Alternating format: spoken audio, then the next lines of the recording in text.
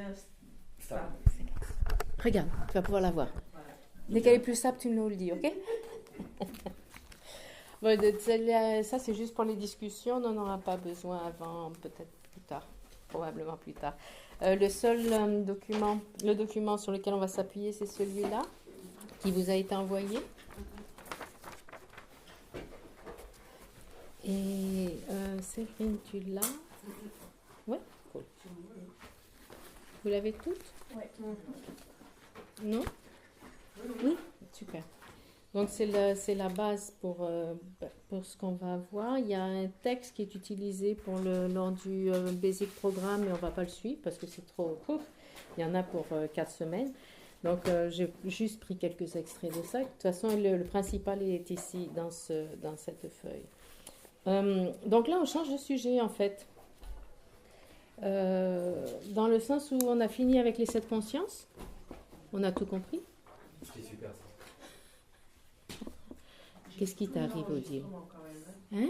J'ai rattrapé tous les enregistrements. Celui du dernier week-end, il y était aussi? Et celui d'avant, Bien, bien vu. Donc, tu as tout compris aussi. C'est nickel. comme de l'autre fois. T'as un problème, Odile? J'ai oublié ma trousse. Oh mon Dieu. Faut que tu rentres chez toi. C'est grave, hein? Mais bon, ton premier rang, ça va? T'as fait obligé d'être attentive. Mais de toute façon, c'est enregistré. En théorie, tant que ça clignote pas, c'est enregistré. Donc, même si tu perds quelque chose, tu peux le récupérer plus tard. C'est pas grave. Donc, maintenant, on va toucher un autre sujet qui est complètement différent, qui sort d'un autre texte, etc., une autre présentation. Donc, on peut oublier les sept consciences maintenant qu'on les a compris. On peut les oublier. Enfin, pas tout à fait, mais presque. Et là, on va voir ce qu'ils appellent... bien sûr, il y a différentes traductions, comme on le disait tout à l'heure. Chaque traducteur a sa façon de s'exprimer, n'est-ce pas? Donc, ici, c'est appelé... Sur votre papier ici, on parle des 51 facteurs mentaux et des consciences principales. Les consciences principales et les 51 facteurs mentaux. D'autres le traduisent comme les cognitions et les fonctions cognitives. Donc, dans le texte que je vais suivre là un petit peu, il parle de fonctions cognitives. C'est juste 2 termes différents. Et c'est fascinant parce que dans ces 51 facteurs mentaux, on va voir la base, ces facteurs qui ressortent partout dans les enseignements. Dans les 5 agrégats, on a les 4 agrégats qui sont là. Dans les 12 liens de relations dépendantes. Dans, qu'est-ce qu'il y a d'autre? Dans les 3 entraînements de l'esprit, partout. Ils sont partout, donc c'est vraiment une base. Une fois qu'on a compris chacune de ces fonctions, chacun de ces facteurs, non pas tous, mais les principaux, on peut écouter les enseignements d'une façon complètement différente. Oui. Donc c'est pour ça, c'est là une grande valeur, cette présentation des 51 facteurs mentaux. Maintenant, c'est pas ça se prête pas vraiment au débat en tant que tel. C'est quelque chose à connaître et à comprendre. Donc on pourra en discuter. Là, j'ai fait quelques questions. On pourra avoir quelques groupes de discussion plus tard, au fur et à mesure quand on avance, pour élaborer. Mais c'est une source c'est une connaissance de base pour comprendre comment fonctionne notre esprit. Ouais. Parce qu'on va voir tout ce qui est les aspects vertueux de l'esprit, les aspects perturbés de l'esprit, les vues, l'ignorance, toutes sortes de différents facteurs mentaux qui sont présents dans notre esprit, qui fonctionnent dans notre esprit, qu'on le veuille ou pas, de toute façon, c'est automatique. Donc les reconnaître, ça va nous permettre de nous transformer. Une fois qu'on les a on connaît une fois qu'on les connaît, on connaît leur définition, etc., on peut les identifier en nous. S'ils sont utiles, on les garde. S'ils sont inutiles, on les transforme, on les élimine. Si on ne les connaît pas, comment on va faire cet entraînement mental? Donc c'est à la base du Lojong, à la base de l'entraînement mental, c'est cette présentation réellement. Ouais. Maintenant, dans les textes, il y a une citation de Shantideva qui est jolie, qui dit « Même ceux qui désirent abolir la souffrance et obtenir la félicité devront errer sans but pendant longtemps, s'ils ne connaissent pas le secret de l'esprit, élément principal et suprême de la doctrine. C'est pourquoi je dois bien garder et protéger mon esprit. » Le secret de l'esprit, c'est là, c'est cette présentation. En fait, c'est comprendre comment fonctionne notre esprit, comment le transformer, non? Et d'un autre côté, Chandrakirti Dans le Madhyamikavatara, c'est le commentaire que je te disais tout à l'heure de Nagarjuna, non, du texte fondamental de Nagarjuna. Dans son commentaire, Chandrakirti dit: la grande diversité des mondes des êtres animés et de leur environnement est construite par l'esprit même. Il a été dit que tous les migrateurs, sans exception, sont nés de leurs actes. Et l'acte, c'est un facteur mental que l'on va voir maintenant. Dans les facteurs mentaux, on va voir les actions, karma, et les résultats aussi du karma. Ce sont des facteurs mentaux qui sont présentés ici. Donc à partir de ces éléments, à partir de ces activités mentales, on crée notre monde, ouais, présent et futur. On peut le comprendre à un niveau grossier déjà, on peut voir comment nos agissements, nos attitudes donnent des résultats, ont un impact, oui, des résultats sur nous, agréables, désagréables, etc. Et ça, sur du long terme, encore plus évident, dans le terme des renaissances et autres. Donc c'est essentiel, c'est un sujet qui est vraiment, vraiment important. Et pourtant, en général, dans les enseignements, on n'en parle pas beaucoup. Ouais, c'est rare qu'on prenne le temps de s'arrêter sur ces facteurs mentaux. On avait mis 4 semaines dessus dans le Basic Programme. Exceptionnel, c'est rare qu'on prenne aussi longtemps. Donc voilà, l'important de les connaître.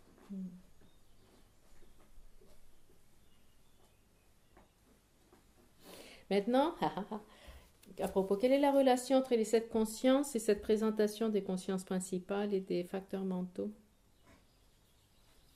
3 possibilités. Comme on n'a pas détaillé le sujet, on ne peut pas développer, on ne peut pas répondre franchement. Mais c'est souvent ce que font les maîtres tibétains dans les enseignements des moines, non? Ah, les 7 qu'on a dit. Oui, 7 consciences. Et ces 51 facteurs mentaux. Et ce groupe des consciences principales, les 51 facteurs mentaux. 3 possibilités, c'est pas mal. Ça te plaît, hein, c'est pratique. Et là, en général, on commence, ça les enseignants, les maîtres tibétains commencent par lâcher des questions comme ça, sans qu'on connaisse le sujet. Alors là, on ne va pas toucher, mais on dit, mais monsieur, moi, je ne connais pas le sujet. Musumushi, 3 possibilités, quoi de possibilités? Réponds. Et à partir de là, on fait des erreurs et à partir de là, on rentre dans le sujet. En gros, c'est ça. Moi, je dirais 3. Alors? 3. Ben, ça dépend. Mais ça dépend. Parce que ça en fait nécessairement partie, puis il y a quelque chose qui est autre chose. Donc c'est nécessairement 3. Et il n'y a pas de 4 possibilités? Non, je crois pas. Il n'y a pas un facteur mental qui ne soit pas une des 7? Il n'y a pas une conscience principale qui ne soit pas une des 7? Le fait est, c'est que, par exemple, vous vous rappelez le doute? Oui, la conscience de doute. Qu'est-ce qu'on a dit, le doute? C'est un facteur mental. C'est un mental. Et la conscience du doute, c'est la conscience qui va avec le doute. Donc, suivant si tu dis le doute, c'est juste un facteur mental. Ce n'est pas une conscience principale, ce n'est qu'un facteur mental. Alors que la conscience du doute, dans ce cas-là, c'est une conscience qui est associée au doute. Donc, dans ce cas-là, ça passerait comme conscience. Après, il y en a une autre qui est exceptionnelle, mais on l'a mis déjà un peu de côté, c'est l'autoconnaissance. L'autoconnaissance, oui. Ah oui, l'autoconnaissance. La perception autoconnaissante. Celle-là, elle est bizarre, mais nous, comme on n'y croit pas, on n'a même pas besoin de rentrer dans le détail. Il est dit qu'elle est ni conscience principale, ni facteur mental. C'est une originale, quoi. D'accord. De toute façon, comme on n'y croit pas, c'est pas grave. Trop libre. Et ouais. Donc à part ça, non. À part ça, c'est ça. En fait, les 7 consciences, on va les retrouver ici aussi. Par exemple, quand on parle de réalisation directe de la vacuité, c'est une des 7 consciences. Oui, c'est la première, celle qui est tout en haut. Réalisation directe de la vacuité, par exemple. C'est une conscience mentale, mais c'est aussi cette combinaison de facteurs mentaux qui tournent autour de la conscience mentale, pour donner une idée. Ouais. L'ignorance, si on prend l'ignorance strictement parlant, c'est un facteur mental.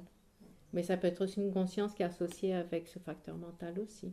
Donc, c'est 2 façons différentes de voir ce côté, de voir l'esprit, d'accord? Donc, c'est pour ça qu'on met de côté un petit peu ces 7 consciences et là, on rentre sur cette autre dynamique.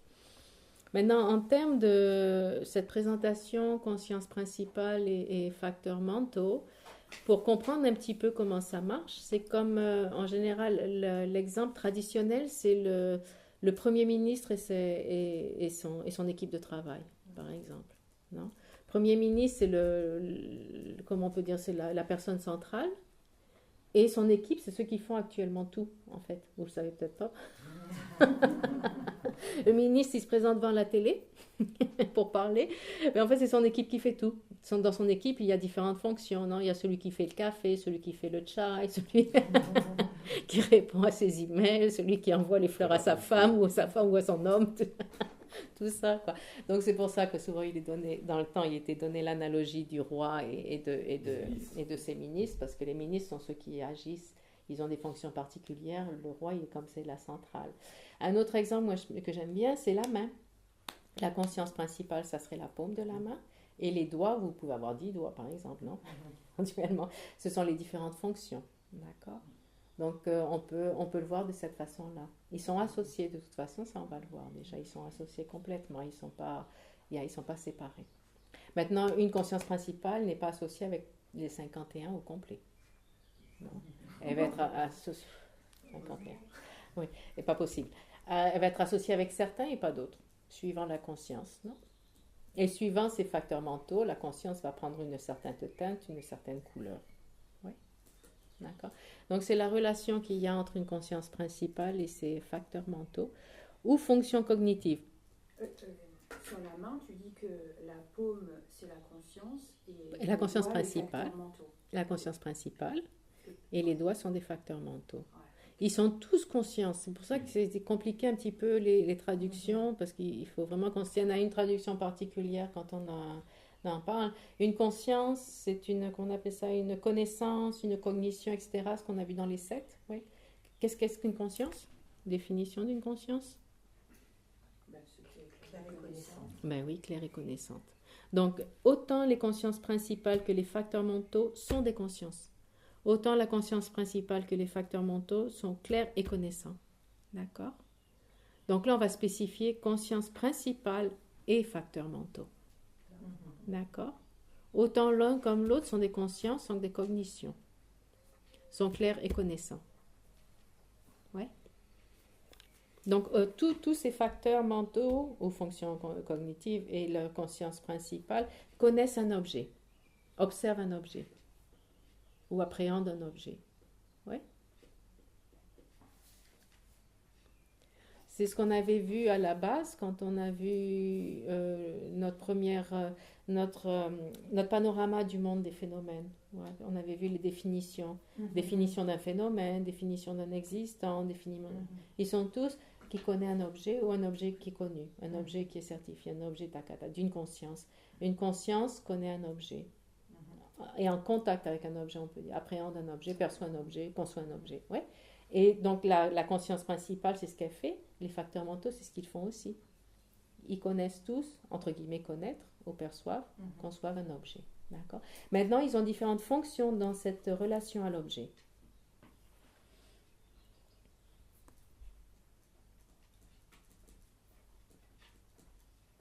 C'est pour ça que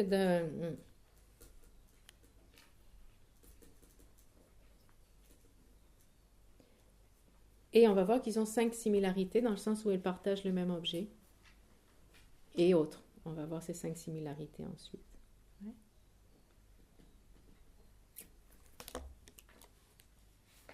Donc au niveau des termes, on va parler entre nous, là on va parler d'une conscience principale et de facteurs mentaux, CP et FM, en raccourci pour les notes. CP et FM pour les facteurs mentaux. Maintenant, d'autres le traduisent par fonction cognitive.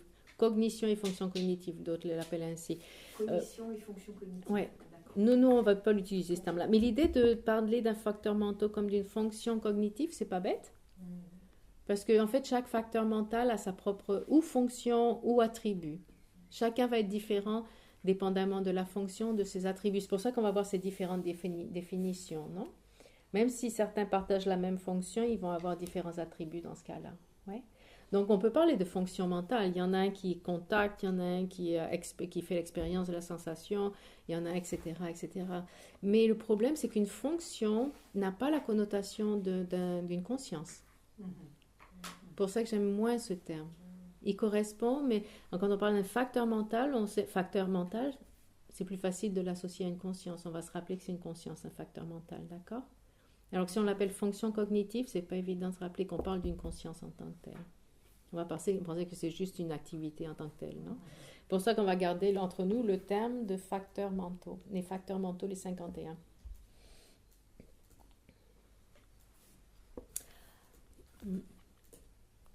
Et quand on étudie ce sujet, c'est basé principalement sur 2 textes de l'Abhidharma.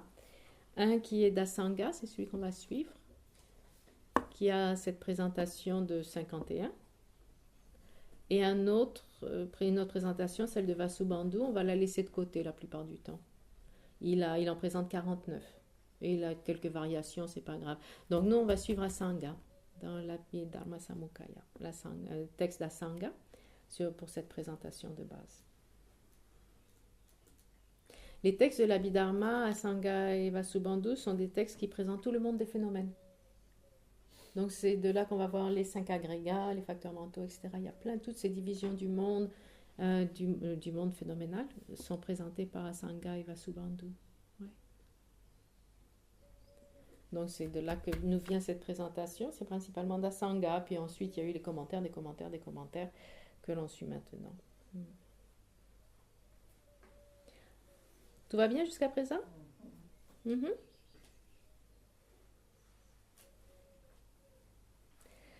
La différence entre une conscience principale ou primaire, conscience primaire, c'est pas fou non plus. C'est CP de toute façon, ça change rien. La différence, donc une conscience primaire, il est dit par Maitreya, c'est celle qui perçoit un objet.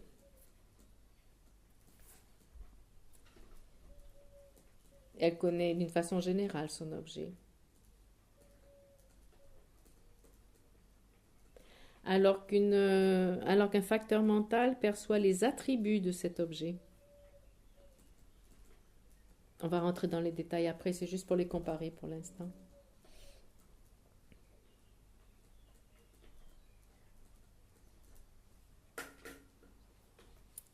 En fait, la conscience principale connaît juste simplement l'objet, juste l'entité de l'objet. Elle ne va pas se compliquer la vie. Boum, contact, relation à l'objet, tout simplement. Ouais. Elle a une perception globale, générale de l'objet, sans aller dans les détails. C'est une simple observation de l'objet. Ouais.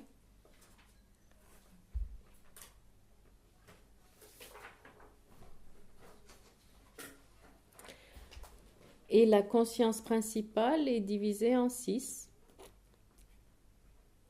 Ce sont les 6 consciences qu'on connaît déjà, qui sont visuel. Les 5 sensoriels et la mentale. Voilà. Visuel, auditif, olfactif, tactile. Et mental. Ah non, gustatif. Voilà. Gustatif et la mentale. D'accord? Donc c'est pas compliqué. Et je pense que c'est les seules choses qu'on va mentionner sur la conscience principale. On va aller maintenant dans les facteurs mentaux, dans ces fonctions qui sont le plus important.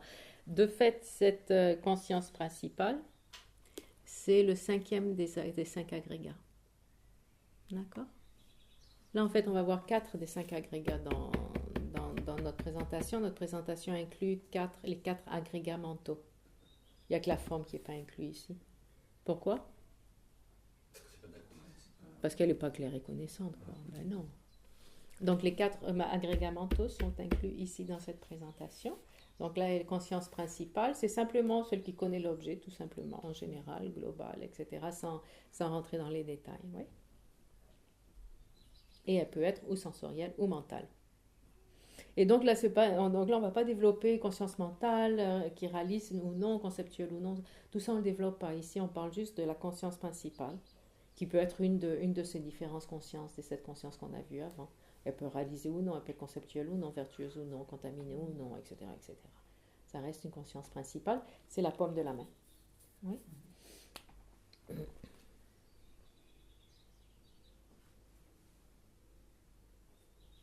Maintenant,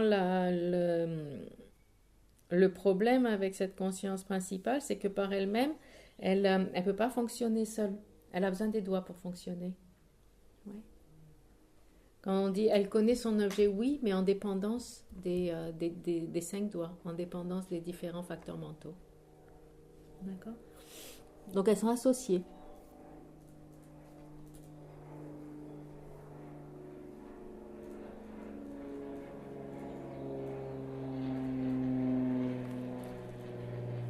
Maintenant, on dit aussi que ces deux, la conscience principale et les facteurs mentaux, sont de même entité. Vous vous rappelez? Relation de deux phénomènes. Quand deux phénomènes sont reliés, il y a deux formes de relation.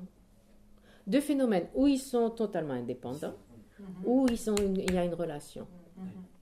Il y a deux formes de relation. Soit inclusif. Une relation qui est de cause à effet, donc qui est séquentielle. Séquentielle, on ne dit pas ça en français. Si, séquentiel. Tu sais, il y a la cause et ensuite l'effet. Donc deux phénomènes qui sont connectés mais qui ne sont pas simultanés, ce serait une relation de cause à effet. Ouais. Si deux phénomènes sont connectés et ils sont simultanés, ils sont de même entité, de même nature, reliés de même nature, relation de même nature. Ce qui est le cas avec la conscience et les facteurs mentaux. Ouais. Ils surgissent de la même cause, ils surgissent en même temps, simultanément, ils existent simultanément et ils cessent simultanément. Ça veut dire que quand l'un cesse, les autres cessent aussi. Quand l'un n'existe plus, les autres n'existent plus non plus. C'est cette relation de même entité. Ouais. Et c'est le cas pour la conscience principale et ses facteurs mentaux. Et les facteurs mentaux qui sont associés à cette conscience, ils existent simultanément, ils sont de même entité dans ce sens-là. Mais ils ont des fonctions différentes, etc. Être de même entité, ça veut dire qu'ils ont une relation et que c'est une relation simultanée. Surgissent, existent, cessent en même temps. D'accord?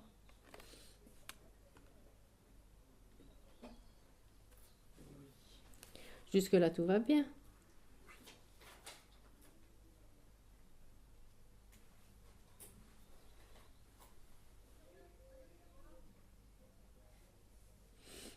Il y a une phrase ici qui clarifie un peu, qui dit, pour clarifier, lorsque l'attention à un objet, une forme par exemple, est produite, quand on regarde un objet, la conscience principale est le facteur mental de l'attention, mindfulness, on va voir ce que c'est, qui l'accompagne. Donc il y a la conscience principale qui regarde une forme par exemple, et c'est l'attention, ce facteur mental qui regarde la forme, sont toutes les deux identiques en termes d'observation de l'objet, regardent le même objet, c'est la même, elles existent simultanément en relation au même objet qui est cette forme.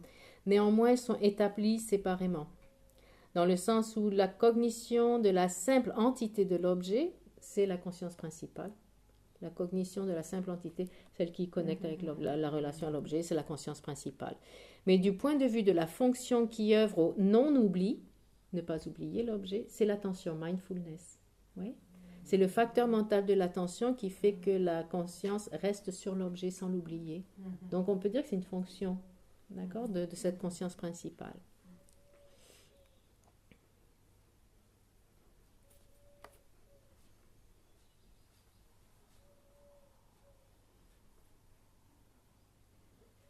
Maintenant, la caractéristique, autant on pourrait l'ajouter dans chacune des définitions, autant de la conscience principale que des 5 facteurs, que les facteurs mentaux, c'est qu'ils sont associés l'un à l'autre. Il y a une relation, une association par 5 facteurs entre la conscience principale et les facteurs mentaux qui sont associés à cette conscience. Ils sont associés, ils connaissent le même objet, ils ont la même base, etc. etc. On dit qu'ils sont associés par 5 facteurs, ou concomitants par 5 entités, c'est une autre façon de le traduire. On va les voir maintenant. Ça veut dire qu'ils partagent la même 5 éléments. D'abord, ils partagent la même base. Vu que ce sont des consciences, ils dépendent de facultés. Facultés sensorielles, ou physiques, ou mentales. Oui?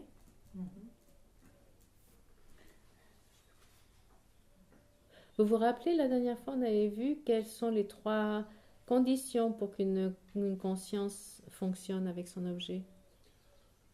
La conscience de l'objet, objectal. Il faut qu'il y ait un objet d'observation. Il faut qu'il y ait la faculté visuelle dans ce cas-là. Et la troisième, Conscience immédiatement qui est précédente. immédiatement précédente. D'accord? Donc ici, on va parler de la faculté sensorielle, qui peut être mentale ou physique. Oui. Donc, autant la conscience principale, par exemple, la conscience qui regarde Maitreya. Ça fait longtemps qu'on n'a pas regardé Maitreya, au moins 3 semaines, quoi. Donc, la conscience visuelle qui regarde Maitreya. Il y a un aspect qui est la conscience principale, regarde Maitreya. D'accord? La conscience, les facteurs mentaux qui sont associés à cette conscience, qui sont les différentes fonctions de cette conscience, regardent aussi Maitreya. Donc, c'est le même objet. C'est la même base, dans le sens que pour regarder, pour la conscience visuelle Maitreya, à la base, on a une faculté visuelle. Ouais. Donc, c'est la même base. Donc, elles partagent la même base. Elles partagent le même objet. Donc, elles partagent les mêmes conditions, ce qui est logique, ouais, puisqu'elles existent simultanément. Donc, on a déjà la base, on a l'objet. Après, elles partagent ce qu'on appelle l'aspect. L'aspect, c'est le côté subjectif de l'objet. L'objet, c'est l'objet extérieur. Et la conscience, comme on disait, elle prend l'aspect de l'objet. Vous vous rappelez? La conscience prend l'aspect de son objet. Donc, ça sera le même. La conscience principale visuelle prend l'aspect de l'objet. Et son facteur mental, par exemple, de la sensation ou de l'attention, prend l'aspect de ce même objet de la même façon. Oui. Après... donc, on en a 3. La 4e association en termes de temps. Dans le sens où ces deux surgissent en même temps, existent en même temps et cessent en même temps. Oui.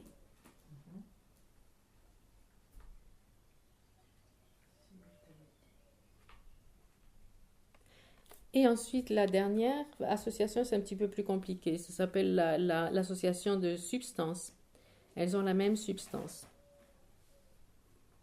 Et là, je vais vous expliquer ce que ça veut dire.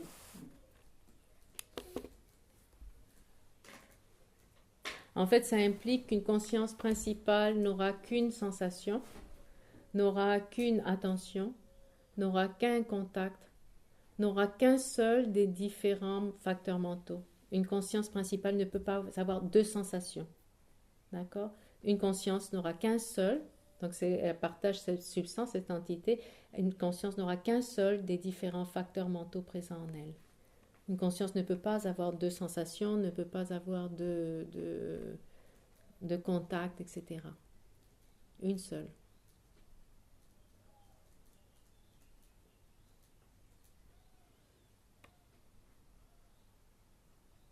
Oui. Par contre, quand on pense en termes de personnes, nous, en termes de personnes, on a différentes consciences qui sont actives en même temps. Certaines sont dormantes, certaines sont manifestes, ou plusieurs peuvent être actives en même temps. Non? Chacune aura sa propre sensation, chacune aura son propre contact, etc., etc. Donc la personne peut avoir différentes expériences. Mais chacune de ces consciences a une seule sensation, un seul contact, hein, une seule sagesse, etc., concentration, tout ce que tu veux. Ouais. Donc c'est le sens principal d'avoir de même substance identique, même entité dans ce sens-là.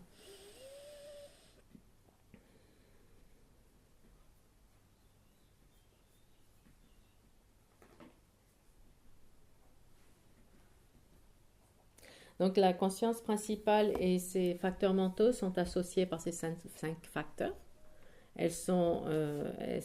Qui existent simultanément, qui fonctionnent ensemble simultanément. Ouais.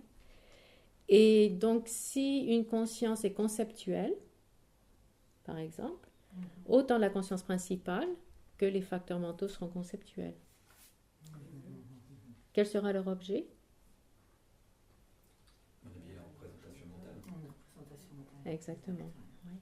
Autant pour la sensation, pour le contact, pour la sagesse, pour la concentration, quelle que soit la foi, etc., il y aura une image mentale. Et la conscience principale, elles ont tous le même objet, donc une image mentale, conceptuelle. Si une conscience est erronée, autant la conscience principale que les facteurs mentaux sont erronés, etc., etc. D'accord? Oui. Donc la différence, c'est pas à ce niveau-là, c'est vraiment différent la présentation ici qu'on a par rapport à la présentation des 7 consciences qu'on avait avant. Oui.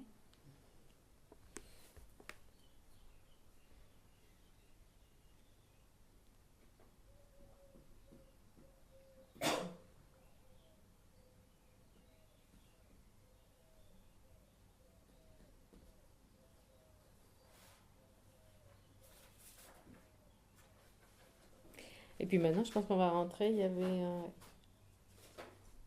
on va rentrer maintenant dans les facteurs mentaux directement.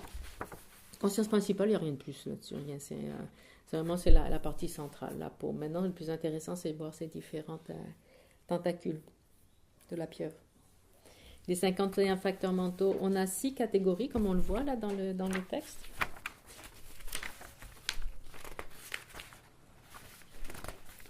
On va voir les facteurs mentaux omniprésents ou toujours présents, deux façons de le traduire. Il y en a 5. Ça veut dire que dès qu'il y a une conscience, ces 5 facteurs mentaux aux fonctions mentales sont présentes. Partout, tout le temps, constamment. Même pour une cognition inattentive. Elles seront là de toute façon. Sans ces 5, la conscience ne peut pas fonctionner. On va imaginer, c'est comme si sans les 5 doigts, on ne pouvait pas attraper un objet, par exemple. Non? Donc elles sont présentes constamment, tout le temps. Pas de doigts, pas de chocolat. Hein? Pas de doigts, pas de chocolat. Après, on a 5 facteurs. On a 5 facteurs mentaux déterminatifs. Ça va toucher plus l'aspect des consciences mentales. Alors que les 5 facteurs mentaux omniprésents sont présents pour les consciences sensorielles et mentales, pour toutes les consciences inattentives, erronées, tout ce qu'on veut. Là, les 5 facteurs mentaux déterminatifs touchent le côté mental et même peut-être conceptuel ou pas, la sagesse. Ouais. Ensuite, on va avoir, et dans ces 5 facteurs mentaux déterminatifs essentiels, la plupart sont essentiels. L'aspiration, on va voir pourquoi l'attention, c'est mindfulness, la concentration, la sagesse essentielle, oui, dans le développement mental. C'est vrai que cette présentation, d'ailleurs, comme toutes les présentations dans le Dharma, sont des éléments qui sont utilisés pour transformer notre esprit, pour notre entraînement de l'esprit, non? Donc, c'est orienté sur cet entraînement de l'esprit. Ces 51 facteurs mentaux ne sont pas basés seulement sur une expérience sensorielle. Dans notre monde du Dharma, on s'en fout du sensoriel. Au contraire, on essaie de sortir de toute cette hyperactivité sensorielle pour se centrer sur le monde interne, non? Donc, cette présentation ne s'intéresse pas vraiment aux consciences sensorielles, mais aux aspects mentaux, ce qui est à éliminer et ce qui est à développer dans notre esprit. Dans ce sens-là, ces consciences déterminatives, ces facteurs mentaux déterminatifs sont très importants. La sagesse, c'est logique, oui. Donc, on va les voir. Ensuite, on a 11 facteurs mentaux vertueux, donc les aspects à développer.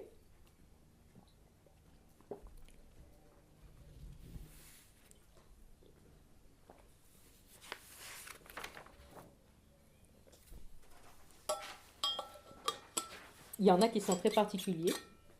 Flexibilité, par exemple, qui ne touche que le développement de la concentration, de shamatha, par exemple. L'équanimité aussi, d'ailleurs, dans ce contexte-là, etc. Donc ça, c'est intéressant de les voir. Et ensuite, on va avoir 6 perturbations racines. Affliction, perturbation, comme vous voulez. Ouais. Ça, c'est essentiel. Et on en parle tout le temps dans les enseignements. C'est des choses qu'on voit en permanence dans les enseignements. L'attachement, l'aversion, l'ignorance, etc. Oui.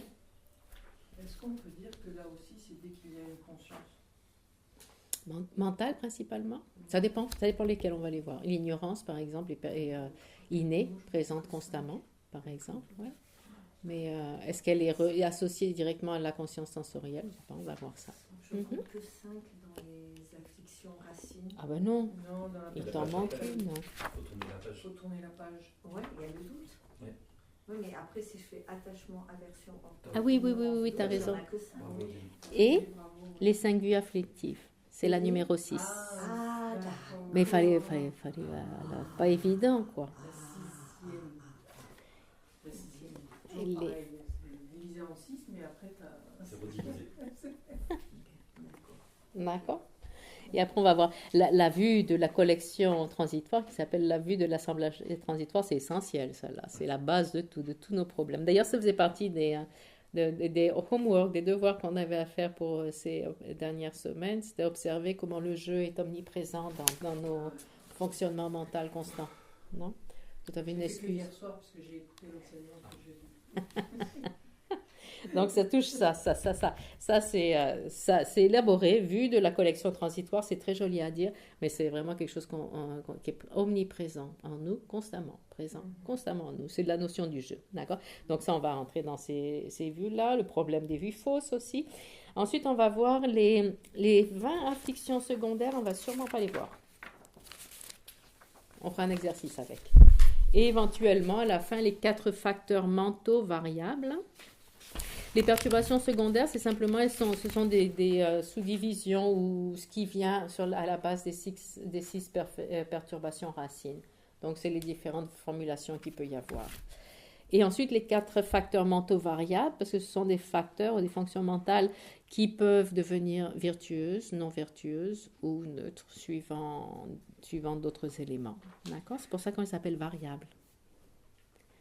Et dans celle-là, une qui est importante, c'est le sommeil, parce que vu que le sommeil est l'esprit du sommeil, non, est un facteur variable, ça veut dire qu'on peut le transformer en quelque chose de vertueux.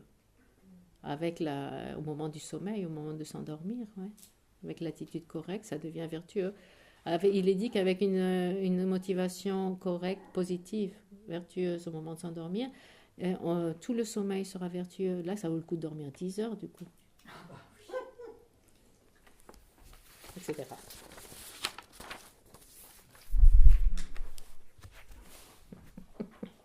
Ou pas. Donc, on va commencer par les 5 facteurs mentaux omniprésents ou toujours présents. Ils sont toujours présents à chaque instant de la conscience. Et tous ces facteurs, on se rappelle à chaque fois, ils sont simultanés. Ils existent en même temps. Ces 5 facteurs mentaux omniprésents, ils existent simultanément. C'est pas que l'un est la cause de l'autre, etc. Ils sont présents avec la conscience principale. D'accord ? Mais comme une conscience, un premier moment de conscience donne comme résultat un deuxième moment de conscience, et bien dans ce cas-là, oui, ces différents facteurs vont donner comme conséquence un deuxième moment également. Donc on va le voir avec la sensation. Première sensation peut être neutre, la deuxième peut être agréable ou désagréable, par exemple, non, dans un suivi de conscience. Mais en termes de conscience, tous ces facteurs, ces 5 facteurs sont présents avec la conscience simultanément. Sensation, identification, intention et contact. D'accord? Sensation, on va les voir en détail, mais en gros, c'est quand une conscience connaît son objet, il y a l'aspect, on peut dire il y a la fonction, l'aspect de l'expérience. Ça, c'est ce qu'on appelle la sensation. L'aspect de l'identification, c'est connaître les éléments de cet objet, les signes et marques de l'objet. C'est une forme de discrimination, mais vraiment de base. Ouais. Et ensuite, donc,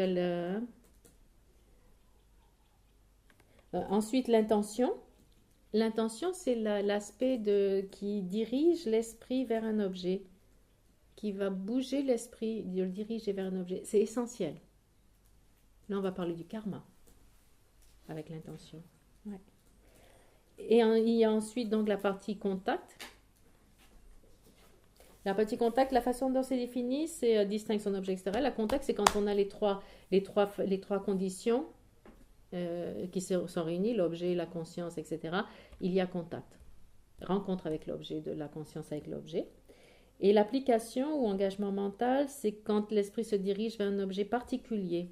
L'intention oriente l'esprit, c'est du côté de l'esprit, et l'application fait que l'esprit est dirigé vers cet objet en particulier. Maintenu, oui, focalise. Concentré, focalisé, dirigé. Donc, c'est ce qui se passe quand on connaît un objet, quand notre conscience connaît un objet, il y a tous ces éléments qui rentrent en compte. Faire l'expérience, donc l'esprit qui bouge vers l'objet, qui est dirigé vers l'objet, vers un objet qui s'oriente vers un objet particulier, qui rentre en contact, rencontre cet objet, qui en fait l'expérience. Oui. Tout ça, c'est ce qui se passe dans la conscience quand elle connaît son objet. Tout ça est simultané. D'accord ? C'est les 12 liens, enfin le début des 12 liens. Ouais, c'est ce que j'avais l'impression. Enfin, une partie, non, la fin des 12 liens. Non. Contact, oui. Sensation, oui. Ouais. Et lesquels ? C'est tout. Non, c'est tout. Ouais. Contact et sensation, oui. Dans l'aspect causal. Ok. Et de fait, dans les 12 liens, on en va reconnaître plusieurs en chemin aussi, ouais, d'autres. Et l'identification, ça ne pourrait pas être associé au nom et la forme? Ben ça, c'est dans les 5 agrégats, exactement. Vous êtes trop balèze. Sensation et discrimination ou identification sont l'agrégat numéro 2 et 3. Et il y a une raison particulière pour ça. Et tous les autres, l'agrégat numéro 5, on l'a vu. Donc la forme, on n'en parle pas. Numéro 2, sensation, on va le voir maintenant. Numéro 3, discrimination, identification, on va le voir maintenant. Après, il y a le numéro 4 et le numéro 5, on l'a déjà vu, les consciences principales. Et quatrième, les facteurs de composition, etc. Le quatrième inclut tous les autres facteurs mentaux. D'accord? Pour ça que je vous disais, c'est une présentation des 4 agrégats mentaux ici, parce que tout est inclus dans les 5 agrégats. Maintenant, à voir pourquoi on dissocie la sensation et la discrimination et qu'on met tous les autres facteurs mentaux dans un groupe. On va le voir plus tard. Tout va bien? C'est pas compliqué. C'est surtout très intéressant. Ça marche quand ça fonctionne. Et ça, on peut faire l'expérience en méditation, observer comment dès qu'il y a une pensée qui surgit. Une fois qu'on les connaît, vous allez voir qu'il y a ces différents aspects qui fonctionnent. Comment l'esprit se raccroche à un objet, comment il le connaît. Il y a ces différents facteurs. C'est pas toujours évident. Hein. Mais d'abord, on va les définir un par un. La sensation, super important. Définition. Ça sent le bourguignon. Déjà, alors, ça sent bon. Oui, c'est bien le bourguignon, c'est midi. J'espère qu'ils ont prévu du vin. 0% alcool. Sensation. Elle a la caractéristique d'expérimenter par son propre pouvoir le plaisant, le déplaisant et le neutre. Donc c'est l'expérience. Par son propre pouvoir. C'est curieux parce que je croyais que rien n'a de pouvoir Oui. tout seul. Cette expression, elle doit être ajoutée à tous les 51 facteurs mentaux. L'aspect d'un facteur mental, c'est qu'il le fait par son propre pouvoir. Alors que la conscience principale va faire l'expérience du plaisant, pas par son propre pouvoir, mais par le pouvoir de la sensation. Donc, c'est pour ça quand on parlait du doute dans les 7 consciences, quand on disait le doute par son propre pouvoir, ça indique que c'est le facteur mental. La conscience qui doute ne doute pas par son propre pouvoir, elle doute par le pouvoir du facteur mental du doute. D'accord ?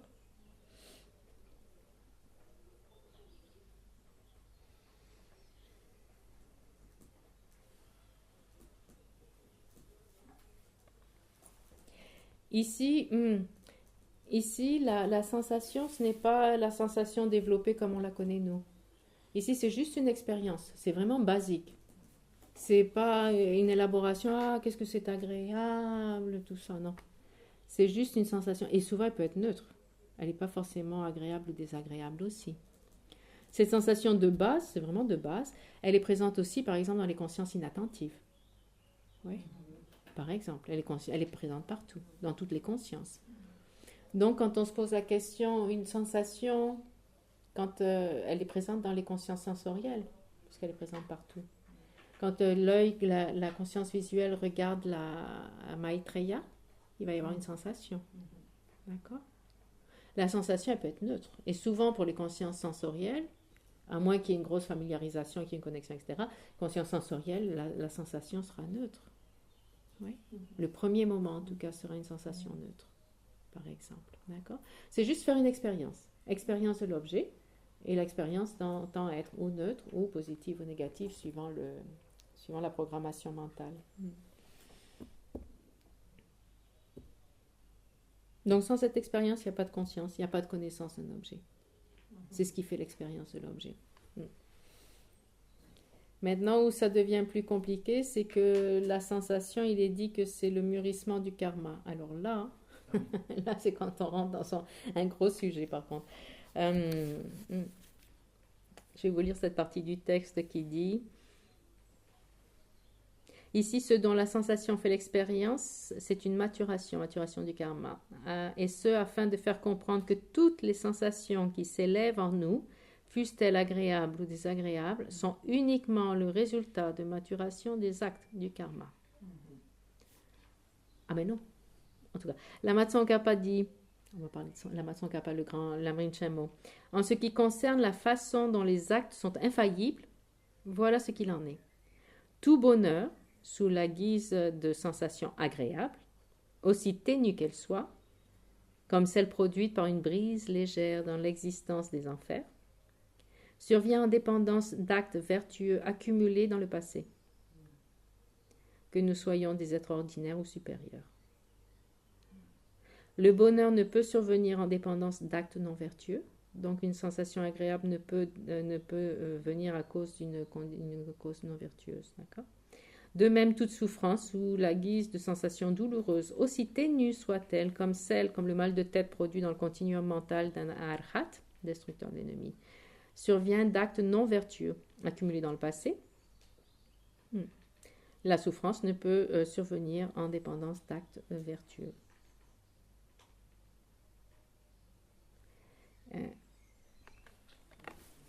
Maintenant, c'est discutable en fait.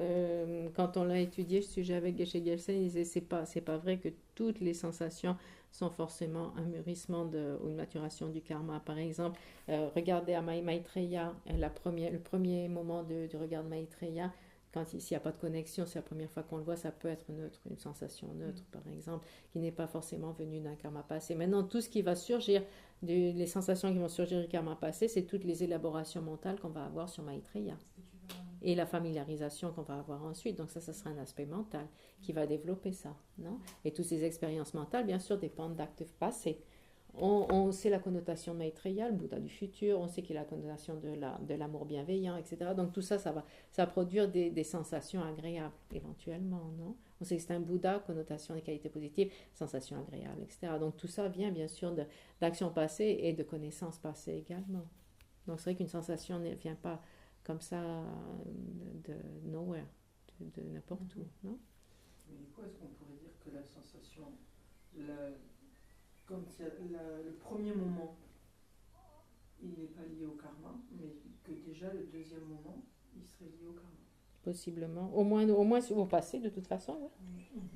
Comme on l'avait vu, dans notre programmation mentale qui dépend de tellement de facteurs du passé, sans parler des vies passées, vous vous rappelez, on avait vu plusieurs facteurs.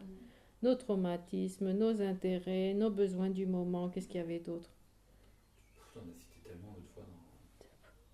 Trop, quoi. Ouais. Donc de tout ça, ça va dépendre, la sensation qu'on va expérimenter, ça va dépendre. Ça dépend aussi, en général, on dit que l'enchaînement est présenté ainsi. Il y a d'abord la notion de jeu.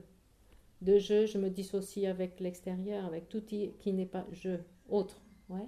La notion à l'autre, c'est je perçois l'autre, différent du je.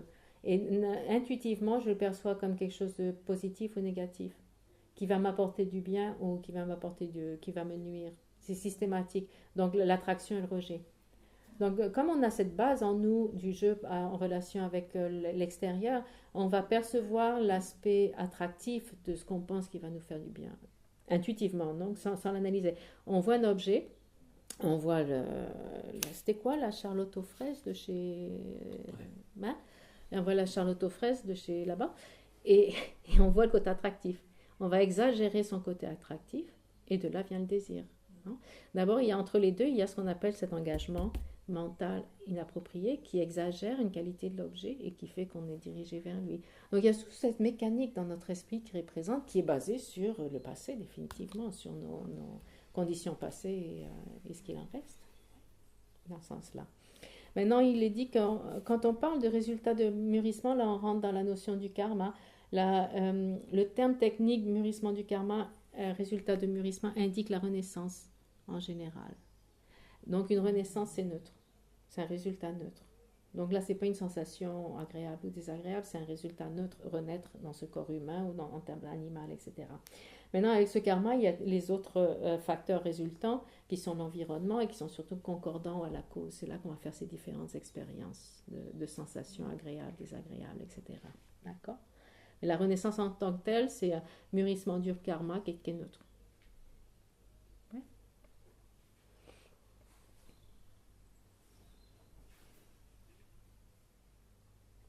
Par exemple, c'est vrai que ma sensation vertueuse va dépendre du karma passé. Par exemple, il y a des sensations associées à la compassion, à la colère, etc. sont des mûrissements de karma passé, des résultats de karma passé, de moments antérieurs, ce qui est logique aussi. Mais il y a des exemples de sensations qui ne sont pas dues à des karmas passés, par exemple. Non, pardon, celles-là ne sont pas dues à des karmas passés, sont dues au moment antérieur, précédent. La flexibilité et la félicité dont on fait l'expérience dans Shamatha, ouais, c'est pas forcément un résultat d'une vie passée, c'est le résultat de notre entraînement dans cette vie. Bien sûr, notre entraînement dans cette vie dépend aussi d'avoir eu de l'intérêt pour Shamatha des vies passées, etc. Donc, il y aura toujours une relation au passé, c'est logique, ouais, au passé de vie antérieure, par exemple, etc. Et tout est relié, toutes nos expériences mentales sont reliées au moment précédent, entre autres, et des moments antérieurs. Donc, il y aura toujours une cause à ces expériences. Une sensation agréable en méditation, c'est pas forcément en tant que tel le mûrissement d'un karma accumulé dans les vies passées. Ouais. Ça peut être produit parce qu'on a fait notre entraînement dans la concentration, par exemple. Donc, quand on dit que toutes les sensations sont un mûrissement du karma, il faut relativiser quand même un peu. Si en termes de karma, on parle d'actes spécifiques accumulés dans les vies passées, c'est pas sûr que toutes nos sensations, la sensation neutre de l'œil qui regarde le nuage, par exemple, c'est pas sûr que ce soit dû à un karma passé, par exemple. Donc, il faut relativiser un petit peu. Mais par contre, tous nos résultats de karma, sauf la renaissance en tant que telle, on peut dire que ce sont des sensations. C'est l'expérience que fait la conscience. L'expérience de la conscience, c'est la sensation. Oui. Et donc, toutes ces sensations, oui, sont une expérience résultante de quelque chose. Oui.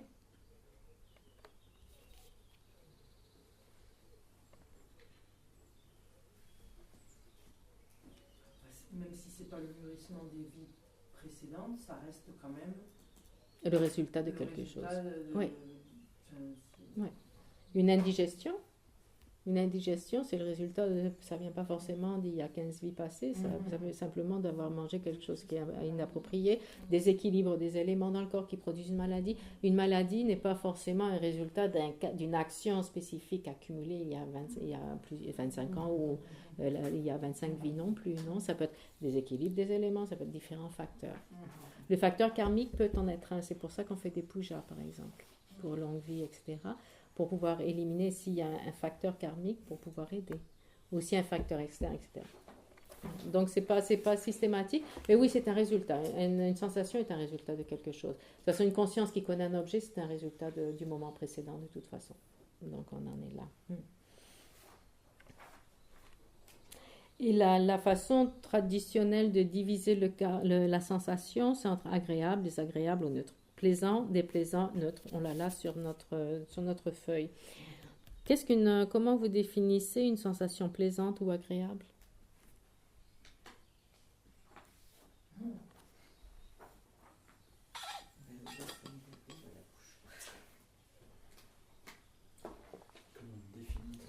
Une sensation agréable. Qu'est-ce qui est agréable? Comment définir une sensation agréable? C'est une sensation qu'on a envie de renouveler. Oui.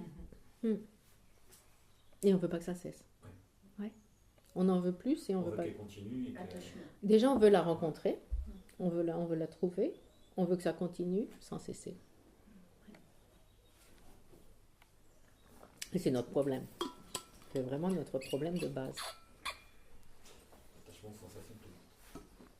Et une sensation déplaisante alors. On va la fuir. On ne veut pas la rencontrer. Oui, on l'évite. On veut que ça cesse. Et on veut en être séparé dès qu'elle apparaît. Ouais. Et toute notre vie est basée là-dessus. Pas vrai? C'est grave, hein? Et maintenant, la sensation neutre, elle produit ni l'un ni l'autre, tout simplement.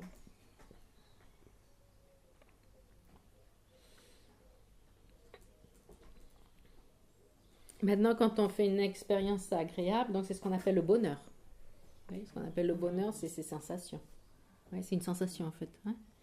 Et le malheur, la même chose, ou la souffrance, c'est une sensation désagréable. Pas forcément souffrance en tant que telle, mais parce que le terme souffrance est humain, pas vraiment bon, ça inclut l'insatisfaction, les frustrations, toutes les petites expériences, au pire des expériences. Donc bonheur et malheur, c'est sensation. Donc quand on dit avec le dharma, on recherche le bonheur et on évite le malheur, on parle de sensation, mais pas seulement, en fait. Quand on parle de la souffrance, c'est seulement la première des 3 souffrances. Ouais, la sensation. Mais c'est celle qui nous mène dans le bout du nez, constamment. Si on ne s'en rend pas compte, on passe notre vie d'un moment d'une sensation agréable, chercher une sensation agréable après l'autre, après l'autre, après l'autre, après l'autre, de façon mécanique. On est vraiment dans le monde du désir. Tout à fait, oui. Ouais. Parce qu'en plus, les sensations qu'on recherche, nous, en général, c'est par rapport à ce qu'on appelle le monde du désir. Ça veut dire c'est par rapport aux 5 objets du désir, les objets sensoriels. Vraiment, le côté mécanique, c'est ça, c'est aller vers le sensoriel. C'est pour ça on dit rester dans le monde du désir. Ouais. Et bouger du monde du désir vers le monde de la forme et de la non-forme, c'est vraiment pas évident. Parce que ça veut dire qu'on développe la concentration. Ça veut dire qu'on est centré juste sur l'intérieur.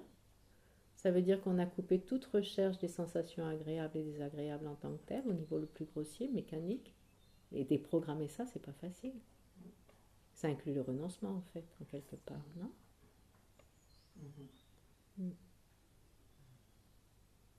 Mais on en est capable. C'est la bonne nouvelle. On en est capable. Aïe, aïe.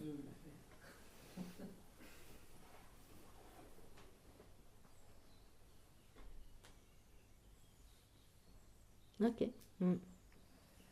Maintenant, on peut dire qu'il y a les sensations corporelles au physique et les sensations mentales. Ouais, les sensations de la conscience visuelle serait une sensation sensorielle et la mentale. Et voilà, ça c'est pas compliqué. Maintenant ici, il y a une division qui est mignonne, une division entre sensations hédonistes et non hédonistes. Je trouve ça joli. La sensation associée à la soif pour les agrégats sont appelées sensations hédonistes et les sensations associées à la sagesse supérieure qui réalise le sans-soi sont appelées des sensations non hédonistes. Voilà. Ou on court après les plaisirs, après les sensations du monde du désir, ou on court après les sensations du monde de la concentration et autres, ou on court après les sensations associées à la sagesse extramondaine.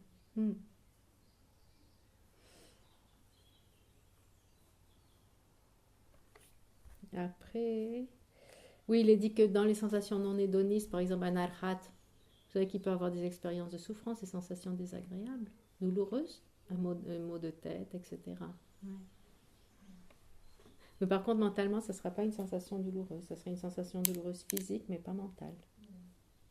Et comme ils ont éliminé les perturbations, ils n'ont pas de sensation mentale désagréable, physique.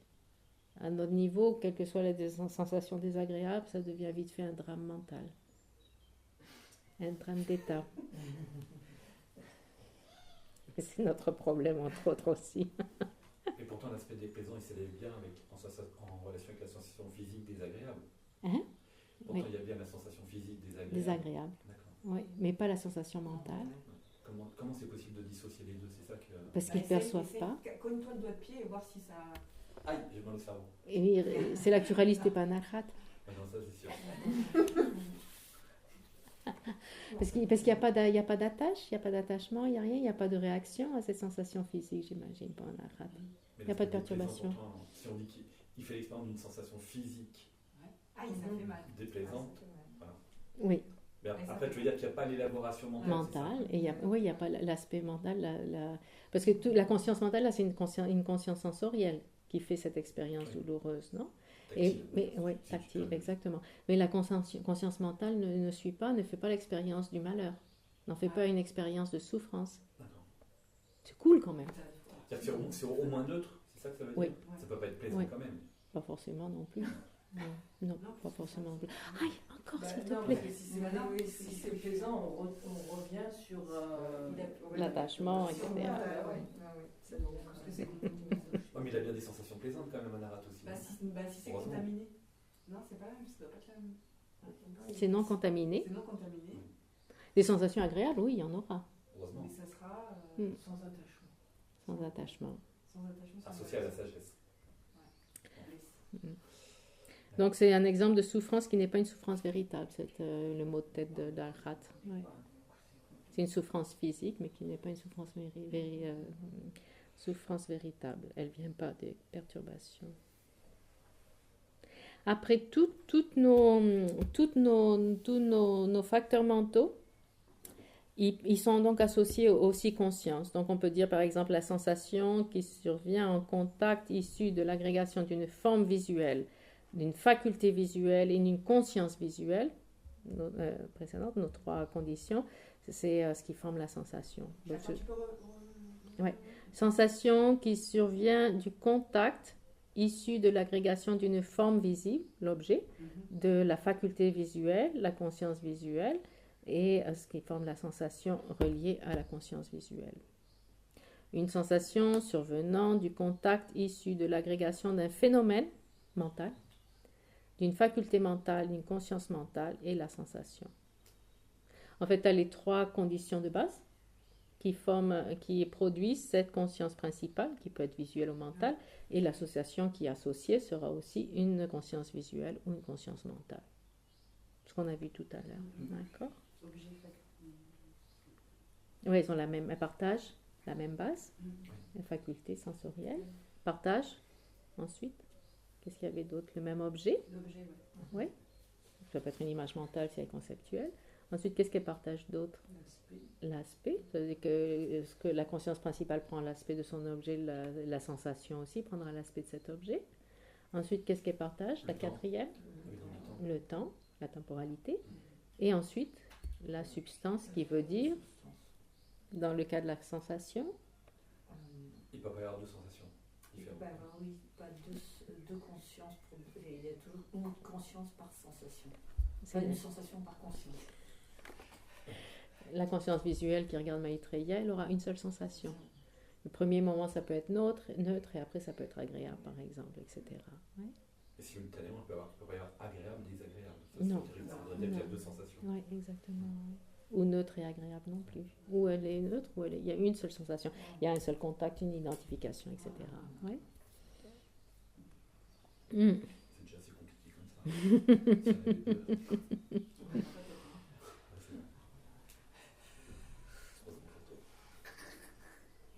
Un point intéressant, c'est un petit peu comme avant, une division des trois, en termes des trois mondes, le monde du désir, de la forme, de la non-forme. La première sensation qui favorise l'attraction est associée à la soif pour les attributs du monde du désir. La soif est induite par la force de la sensation. Ok. Dans notre monde du désir, ces sensations vont attirer la soif vers les sensations agréables, vers les objets du désir. D'accord ?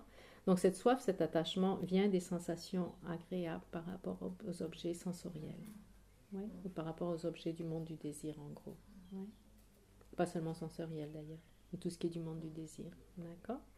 Alors que quelqu'un qui passe sur les concentrations, les dhyāna, no shamatha, etc., ce sont des sensations qui favorisent la délivrance du monde du désir.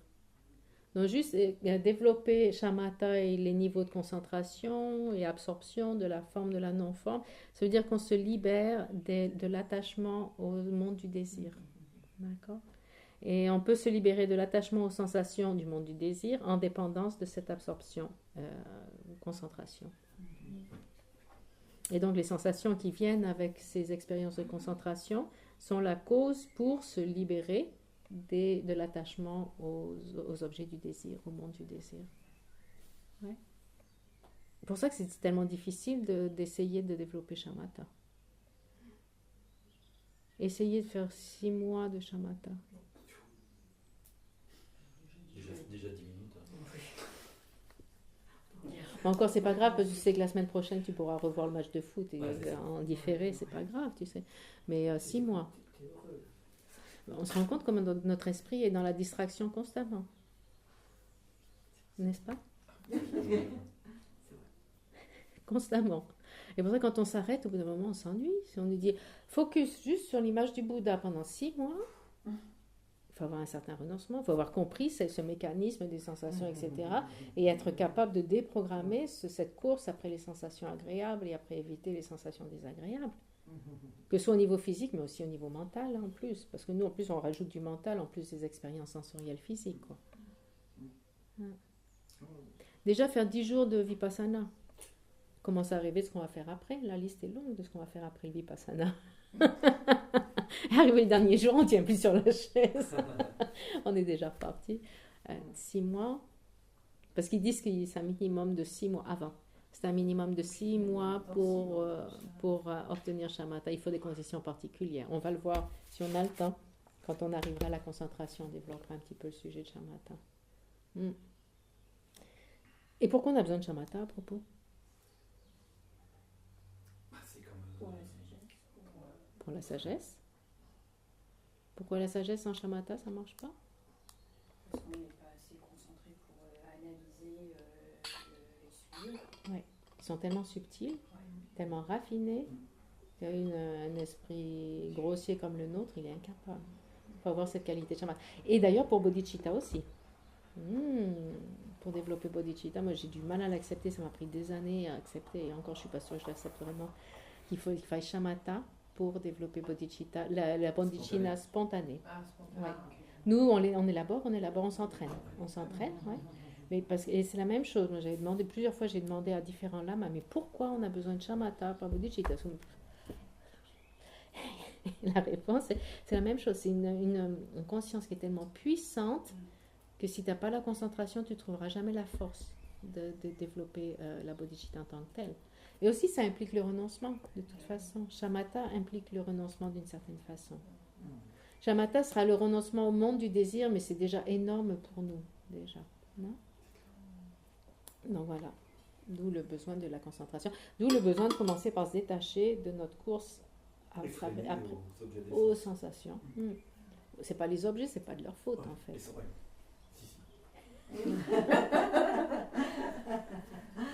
Non, tu as raison, en plus. C'est vrai quand on dit au premier degré, d'abord éloigne-toi de l'objet qui réveille tes perturbations les plus intenses, quoi, physiquement. Donc c'est vrai qu'on commence par ça déjà. Donc voilà, au niveau des sensations, je pense qu'on a fait un petit peu le tour. Donc on a compris d'une sensation agréable va venir l'attachement, désir, attachement. D'une sensation désagréable, l'aversion, le rejet, l'aversion, la colère, la haine et tout ça. Oui, c'est la tendance que l'on a. Et de là, le cycle des perturbations qui se répète. Et on passe toute notre vie à courir après cet aspect-là. Donc qu'est-ce qu'on peut faire déjà? On peut commencer à les déprogrammer. Oui, au lieu de les alimenter, ces sensations et ces réactions aux sensations, on va juste les observer. Oui. Les observer, commencer à décodifier cette tendance systématique et puis s'arrêter le plus rapidement possible. En être conscient, donc. Et aussi, donc, s'éloigner des objets qui peuvent provoquer des sensations intenses. Parce que le problème, c'est l'aspect plaisant de la sensation ou c'est l'attachement à l'aspect plaisant? C'est ce qu'elle crée, c'est ce qu'elle génère. Parce que de toute façon, dès qu'il y a une sensation, Ouais. qu'on le veuille ou non, elle sera nécessairement dans une de ces trois catégories. C'est ce qu'elle génère.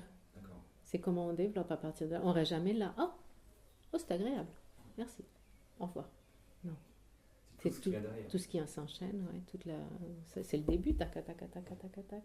Jusqu'aux actions, réactions et souffrances. Parce qu'on pourrait croire que dans ce cas-là, il faut se couper de toutes les sensations. Mais non, mais on ne peut pas. Bah voilà. On a un problème là. Il faut être très clair. La sensation en elle-même, c'est pas un problème. Non, mais le problème, c'est qu'on n'a pas de conscience sans sensation. C'est omniprésent, donc c'est toujours là, de toute façon, qu'on le veuille ou non. Oui, c'est les facteurs omniprésents. La sensation, c'est une expérience à la base. Maintenant, c'est comment on élabore cette expérience. Si on fait de cette expérience quelque chose d'attractif ou de rejet.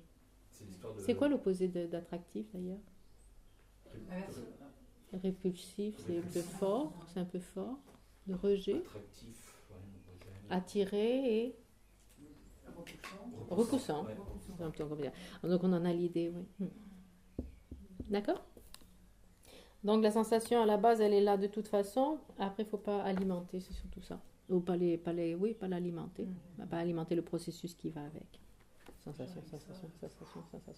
De temps en temps, c'est pour ça qu'on s'assoit. Pour méditer, faire les pratiques, etc. C'est pour couper un peu, pour prendre le temps. Pour prendre le temps de le faire.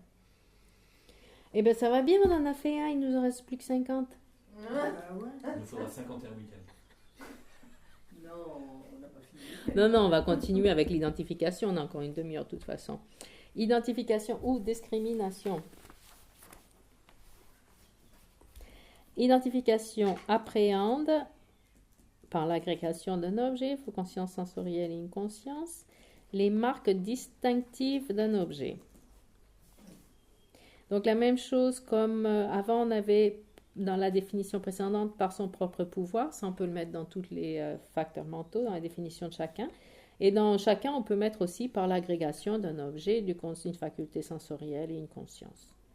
Ça, c'est systématique. Comme on l'a vu, il y a des conditions de base pour que la conscience opère avec son objet. Et à partir de là, donc, on a cette opération. Et la fonction ou le facteur d'identification, c'est celui qui appréhende les marques distinctives d'un objet. Donc, c'est un peu comme identifier l'objet. C'est pour ça que le terme identification est bien. Discrimination, c'est plus proche du tibétain, mais c'est un peu plus poussé. Dans le sens qu'une conscience sensorielle aussi aura l'identification. Oui. Donc l'œil va identifier un objet, la statue de Maitreya. Oui. Sans forcément vous rappeler, sans forcément mettre un nom à cet objet, etc., s'il n'y a pas de familiarisation et tout ça. Mais la conscience visuelle, elle va voir l'aspect de l'objet, elle va voir les signes, ce qu'inclut l'objet, de toute façon, l'objet. Oui. Donc, c'est valide aussi pour les consciences sensorielles. Et c'est vraiment l'identification de base. Là, au moment où il y a une conscience, par exemple, le premier moment de la conscience, l'identification, elle n'élabore pas plus que ça. Elle fait juste identifier l'objet. D'accord ? Pas plus que ça. Donc, on dit qu'elle appréhende le caractère distinctif de l'objet. Puisque la conscience principale, elle appréhendait l'objet déjà. Elle l'appréhendait globalement. L'identification va avoir le caractère distinctif de l'objet tel qu'il est différent des autres, son aspect spécifique de l'objet. D'accord ?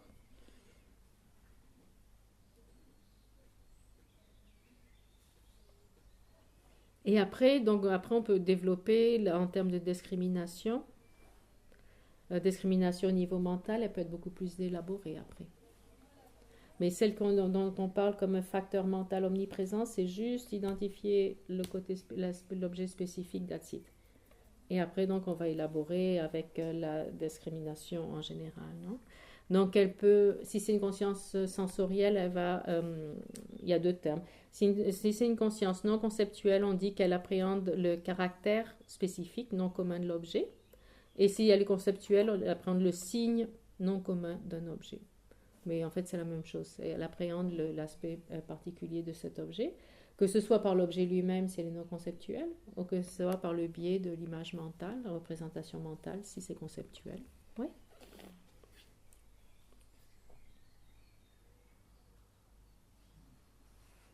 Donc là, il est dit ici, c'est un peu technique, les bases d'engagement de ces deux types de discrimination, d'identification, ou conceptuelle ou non conceptuelle, leurs bases d'engagement, ce sont ou les perceptions, perception c'est l'aspect sensoriel, oui, ou l'écoute, dans le sens de l'écoute, on va utiliser des termes, l'aspect verbal, utilisant des mots, des termes, terminologie, ou par la différenciation, quand c'est mental.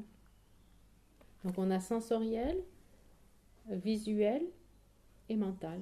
Mental, c'est différenciation par la raison, l'analyse, etc.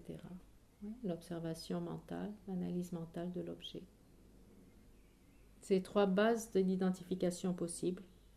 Ou une perception sensorielle, ou l'écoute en termes de terminologie verbale, ou par la raison, la logique, le discernement, on peut dire.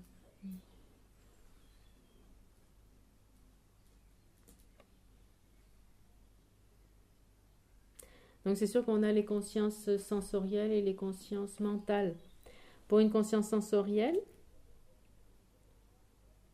Ce qui est observé, c'est le caractère spécifique de l'objet lui-même.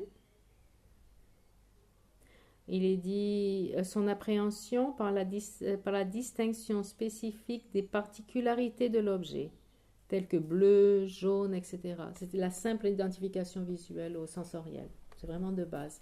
Maintenant, en termes mental, il est dit, elle peut différencier en termes de convention. Son appréhension par la distinction des conventions, comme pensée, c'est un homme, c'est une femme. Oui, dans ce cas-là, on met des catégories. On catégorise, on utilise les conventions, le côté mental, non? Homme, femme, etc. Donc, ou c'est une conscience visuelle qui va percevoir bleu, papa, ou c'est une conscience mentale qui peut catégoriser. Tac, tac, tac, tac. Un homme bleu. Moi, je crois que c'était vert. Par exemple, c'est possible. Les consciences fausses aussi fonctionnent ici. On parle on parle pas forcément de consciences correctes, elles peuvent être fausses aussi. Puis c'est peut-être vrai, hein, l'homme bleu. Hein. Merci. Ça existe pas. Aussi, ça existe. Tout le monde le sait. On les voit dans les bouquins. Bah oui. Et après, il y a d'autres divisions de l'identification, les êtres du monde du désir et les êtres du monde de la concentration, etc. Dans le sens où ce qui est l'objet qui est identifié est différent suivant l'activité mentale qui est faite au physique. Et ça peut être erroné ou non erroné. Toutes les consciences ont cet aspect de l'identification. D'accord ? L'identification n'implique pas que c'est correct. Et même la discrimination plus élaborée n'implique pas que c'est correct non plus. Oui.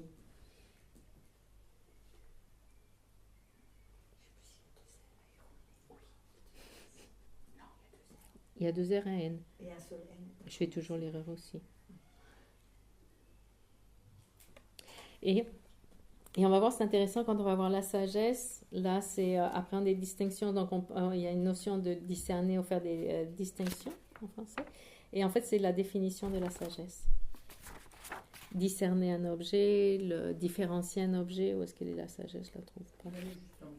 Ah ben oui, discerne les caractéristiques. Donc c'est assez similaire. C'est pour ça qu'ici on dit ce facteur mental omniprésent, c'est l'identification de base. Si on va élaborer dans la discrimination, on tombe dans l'aspect de la sagesse qui est un facteur déterminatif. D'accord?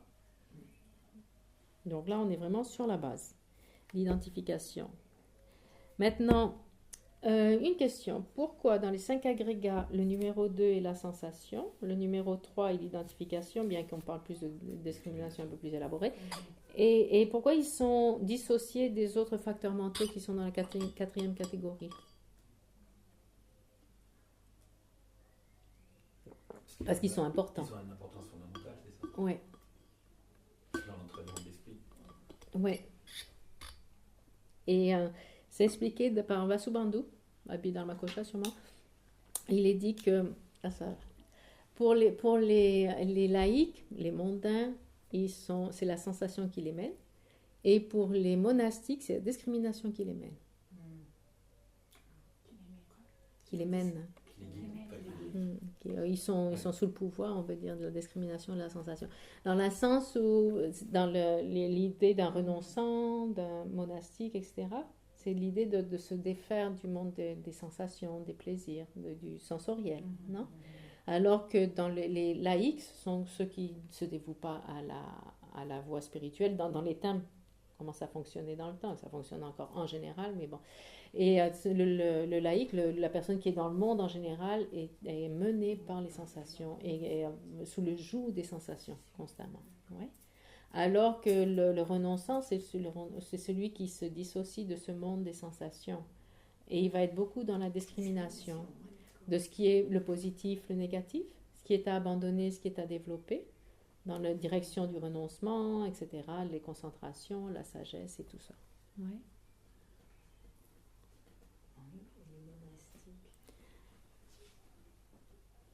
Et en général, en allant dans plaisantin, en disant oui, va t'asseoir à la table des laïcs et va t'asseoir à la table des monastiques. D'avoir qui parle de plus de philosophie et qui parle plus du beau temps et de la plage. Ça, c'est pas forcément comme ça, c'est pas systématique. Donc, nous, on est genre, dans notre monde, on est des exceptions quand même. Là, on vient plus pour la discrimination que pour les sensations ici, non? Mais c'est ça, c'est cette notion. Sauf quand on mange. Éventuellement. Oui. Et surtout les repas d'ici, Madre Mia. Tout à l'heure, Mais c'est important, c'est bien de voir cette différence entre la sensation et la discrimination dans le cadre des 5 agrégats. Ouais. Agrégats appropriés, contaminés, on renaît avec ça. Le côté mental, il y a l'aspect de courir après les sensations ou essayer de s'en défaire et passer plus par le filtre de la discrimination. Dans ce cas-là, développer la sagesse, etc. etc. Je ne sais pas si j'ai bien saisi. Le mondain, le laïque, il est plus dans l'identification. Dans la sensation. Dans la sensation. l'attachement aux sensations. Ouais. Oui. Mais c'est vrai qu'on dit sensation, mais c'est tout ce qui va, tout ce qui enchaîne, tout ce qui dans enchaîne. la sensation, d'accord. Ouais. D'accord, c'est ça. Et le renonçant, celui qui sort du mondain, il est plus dans le sens de... C'est pas juste identifier l'objet, c'est dans le sens où élaborer sur la philosophie, etc. Mais le bouddhisme, c'est pas juste une philosophie non plus. Mais c'est ça, ces élaborations mentales qui discernent ce qui est à adopter, ce qui est à abandonner, les vertus, le non-vertueux, l'entraînement de l'esprit, sortir de cette tendance aux sensations, etc. Ouais. Et après, tous les autres facteurs mentaux, ils sont numéro 4, quatrième agrégat.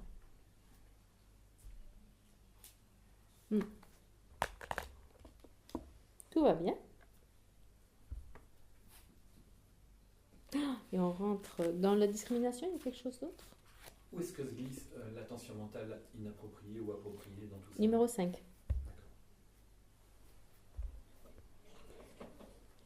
On passe à l'intention. Quelle est la définition de l'intention? Ce qui dirige l'esprit vers son objet. Me et oriente vers son objet, l'esprit qui l'accompagne. Qu'est-ce que j'ai? C'est une action cognitive constructrice de l'esprit. Sa fonction est d'engager l'esprit vers ce qui est vertueux, non vertueux et neutre. Donc elle oriente et met en mouvement l'esprit. C'est bien ça, mettre en mouvement l'esprit. Elle met en mouvement l'esprit vers son objet. Il est dit qu'elle est la fonction cognitive la plus importante de tous les facteurs mentaux. Ah oui. Intention. On va voir pourquoi. C'est lié au karma. C'est quoi? Mais c'est l'intention. En numéro 3, l'intention, c'est le facteur mental le plus important de tous. Il met en mouvement l'esprit vers l'objet. Et c'est l'exemple d'un aimant. C'est comme un aimant. Tout comme le fer est inévitablement attiré par un aimant, l'esprit s'engage inévitablement vers son objet à cause de cette fonction cognitive de l'intention. Et pourquoi c'est si important? Parce que c'est le karma. Et c'est là on pourrait rentrer dans tout le développement du sujet du karma, du lamrim. Ouais. Par contre, bien que ce soit une action qui est reliée à la conscience, ça existe aussi pour les consciences sensorielles, on est bien d'accord. C'est omniprésent. Exactement. Donc même les consciences sensorielles ont cet aspect de l'intention. Donc c'est pas l'intention dans le sens où l'on entend nous. Nous on entend intention dans quelque chose de conscient, J'ai envie voilà, d'élaborer. Alors que là c'est même pas élaboré.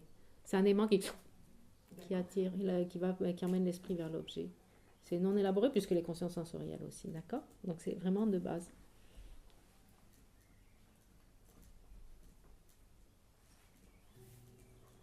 Par contre, elle ne choisit pas son objet en tant que tel. C'est plus le numéro 5 qui est appelé ici application qui va aller vers un objet spécifique. Elle, c'est le côté de diriger la conscience, d'orienter la conscience vers l'objet. Et donc, elle a pour fonction d'engager l'esprit vers le vertueux, non vertueux, neutre. Donc, c'est karma. Quand on parle du karma, sauf pour les Vaibhashika, sauf pour la première école philosophique, le karma, c'est le facteur mental de l'intention. Oui?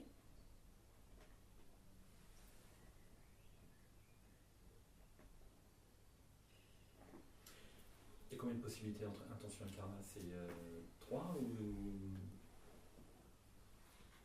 Est-ce que tout est-ce que toute intention est karma, tout karma est intention? Physique et verbal, oui. Mental, pas forcément. Une activité mentale, un aspect mental peut être une perturbation. Est-ce que la perturbation est par elle-même, donc elle n'a pas forcément, c'est pas forcément l'intention qui fera, quoi que si l'intention, non. Parce que les 3 dernières des actions non vertueuses, les 10 actions non vertueuses, les 3 dernières c'est mental, ce sont des perturbations. Ouais. Donc sinon c'est pas un karma. Non, elles auront toujours une intention parce que c'est omniprésent, mais c'est pas considéré comme karma. Karma c'est l'action. L'intention qui va avec l'action. Donc c'est surtout verbal et mental, principalement. Ouais. Ce que je suis en train de regarder là. Elle motive les actions du corps, de la parole, mais aussi de l'esprit éventuellement. C'est un acte mental. Il y a une division par... je pense qu'Asanga aussi, Vasubandhu, il divise le karma, les actes qui sont des intentions, et les actes intentionnés, verbal ou physique, c'est ce que l'appelle Vasubandhu. Mais un acte physique, une action physique ou verbale n'est pas le karma en tant que tel, c'est l'intention qui va avec cette action qui est le karma en fait. D'accord ? C'est pas la prosternation en tant que telle, l'action physique de la prosternation qui est karma, c'est l'intention qui va avec. Est-ce qu'on dirait nous plutôt la motivation Oui, mais motivation c'est encore plus dangereux parce que motivation c'est encore plus élaboré. Alors qu'intention c'est quand même plus spontané, non ? Mais c'est vrai que quand on fait une action pour qu'elle soit vertueuse, ça dépend de la motivation. Donc dans ce cas-là, intention, mais qui est consciente. Ouais. Donc là, c'est pareil, c'est comme sensation, identification, l'intention. Il y a l'intention qui est la fonction mécanique d'amener la conscience vers un objet, et il y a toute cette élaboration derrière, qui fait qu'une intention, c'est le karma, etc., etc. Donc là, on la détache un petit peu de ce mécanisme des consciences sensorielles. Et quand on parle de la même chose, ou c'est 2 termes différents? La même chose. C'est la même chose. C'est la même chose. Oui, oui, parce qu'on va bien dire le karma, c'est le facteur mental de l'intention. D'accord. Ouais. C'est difficile de dissocier la conscience principale de l'intention. Ils ne sont pas dissociés, ils vont Non, ensemble. enfin, quand je veux dire dissocier, mais leur fonction. Oui, voilà. Ouais. Parce que si on dit c'est le pouce. C'est le pouce. Parce que ça veut dire que si l'intention est nécessairement karma, ça veut dire qu'on accumule du karma, qu'on le veuille tout le temps, constamment. qu'il soit constamment. Vertueux, non vertueux, en permanence. Qu'il arrive, consciemment ou inconsciemment du coup. Comme il disait manger, et manger c'est un acte neutre par lui-même, par exemple. Mais c'est quand même un karma qui est neutre. Donc il n'aura pas forcément d'impact en termes de résultat neutre. Maintenant, si ça peut avoir un résultat négatif, si on se indigestion, etc., là aussi. Mais manger en tant que tel, toutes ces activités de base sont neutres. Si on mange avec une bonne motivation, ça devient vertueux. Pour alimenter tous les petits animaux qu'il y a en nous et autres. Ouais. Et sinon, on peut manger d'une façon non vertueuse également. Mais l'acte de manger en tant que tel, il y a une intention derrière. Mais l'acte de manger en tant que tel, il est neutre.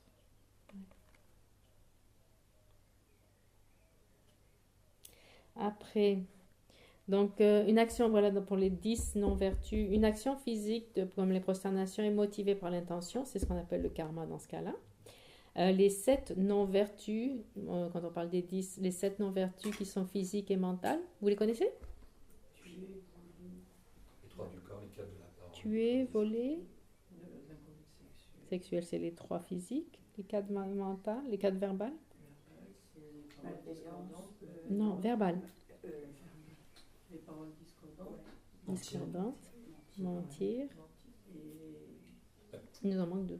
Discordante, mentir. Et les paroles blessantes. Les paroles futiles.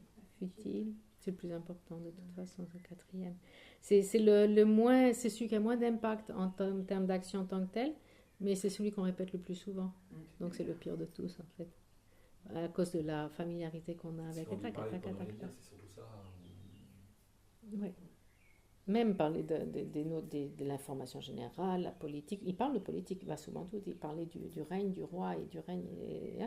Donc la politique aussi, etc. Il y a tout ce qu'on peut parler, se raconter les films. Qu'est-ce qu'on se parle? De quoi on se parle? On verra à table. La charlotte à la framboise. Le bourguignon. C'est toi. Non, ça c'est moi qui ai lancé l'idée avec la... pardon, ouais, c'est ça. j'ai ouvert le sujet. C'est Cathy qui m'a lancé le ouvert la boîte de Pandore. avec une sensation agréable reliée à l'odeur d'un bourguignon. Donc les 7 actes physiques et verbaux, c'est leur intention qui est karma en fait. C'est pas l'action en tant que telle, c'est leur intention. Quant aux 3 actions mentales, c'est lesquelles les 3 non-vertus mentales? Donc tu avais dit la malveillance, la convoitise et les vues fausses. Ouais. Ce sont des perturbations qui peuvent générer des actions. Donc, ce ne sont pas des karmas parce que ce ne sont pas des intentions en tant que telles. En tant que telles, ce sont des perturbations. Bien qu'elles soient associées à l'intention, de toute façon, c'est la façon dont c'est expliqué. Tu peux redire là, donc les 7 actes? Ce qui est karma, c'est l'intention qui va avec. Voilà. C'est le facteur mental de l'intention associé à cette activité, comme les prosternations. C'est ce qui est le karma en tant que tel.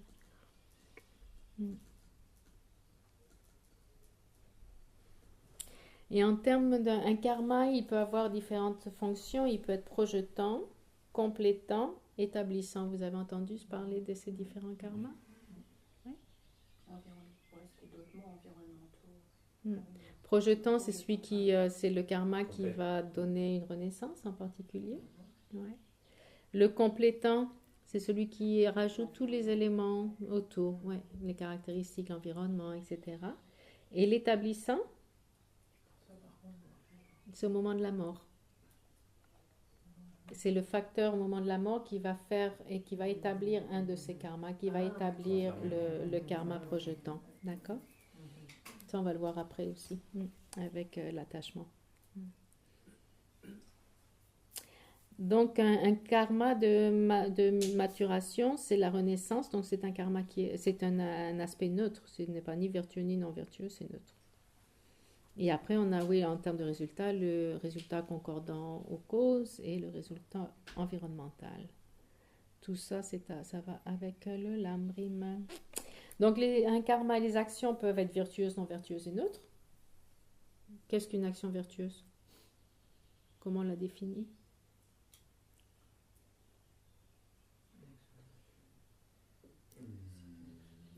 Qui ne nuit pas. Qui ne nuit pas. Qui ne nuit à personne. Ouais. Ni à soi-même, ni à autrui. Une action vertueuse, qu'est-ce qu'elle se donne comme résultat? Un karma positif. Le bonheur. Sensation agréable, comme minimum. Ouais. Et la même chose pour non vertueux et neutre. Neutre, c'est qu'elle ne va produire ni le bonheur, ni le malheur. Est-ce qu'on peut dire que toute action qui n'est pas sous le pouvoir des perturbations mentales est nécessairement un karma vertueux ou pas? Toute action qui n'est pas sous le pouvoir. Qui n'est pas commise sous le pouvoir des perturbations mentales est nécessairement vertueux, non? Ça veut dire pour un arya alors? Oui. Arya, il n'y a rien qui ne sera pas vertueux. Ça peut être vertueux ou neutre. Mais pour un être ordinaire, tu n'es pas sous le pouvoir des perturbations mentales, tu t'engages dans une action. Oui, c'est pas forcément, c'est pas nécessairement vertueux pour le coup. Si, elles sont contaminées mais vertueuses.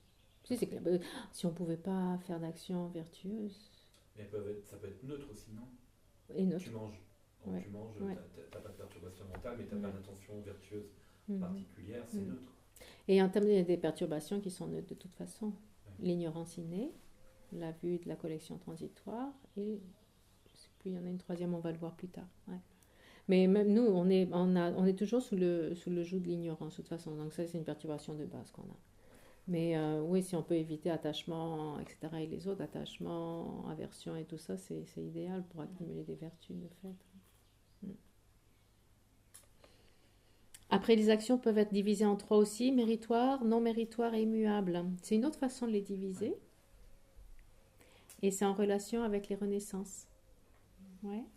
Méritoires, non méritoires, c'est des actions qui vont nous mener, qui vont nous faire renaître ou dans les règnes, dans les domaines inférieurs, non méritoires, ou méritoires, qui nous font renaître dans les êtres, dans les domaines humains et Dieu. Et ensuite, immuable. C'est quoi un karma immuable? Ce qui fait renaître dans les sphères de la race, grâce à la concentration pour renaître dans les sphères de la forme ou des ensembles.